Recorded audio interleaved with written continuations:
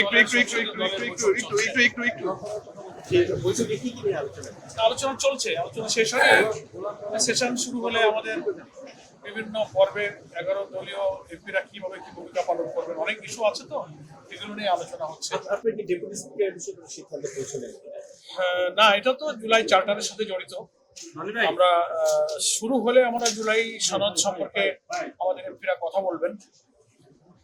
আমাদের মাননীয় বিরোধী দলীয় নেতা আছেন, উনি কি দায়িত্ব পালন করবেন কিন্তু আমরা আগেই বলেছি প্রসঙ্গ এখনই প্রাসঙ্গিক নয়। সেশন শুরু হবে, জুলাই চার্টার নিয়ে আলোচনা হবে, সংস্কার নিয়ে আলোচনা হবে, সংবিধান সংস্কার পরিষদ নিয়ে আলোচনা হবে, দেন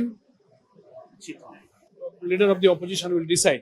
আমাদের পার্লামেন্টের মেম্বার নাকচ করে দিয়েছেন, ব্যাপারটা তো এরকম নয়। না, আমরা নাকচ করেছি বলতে হবে। আমরা এই মুহূর্তে এইভাবে আমরা ডেপুটি স্পিকার তো নিতে চাইনি। সংসদে আলোচনা হবে, জুলাই সনদের প্রশ্নটা আগে নিষ্পত্তি হতে হবে।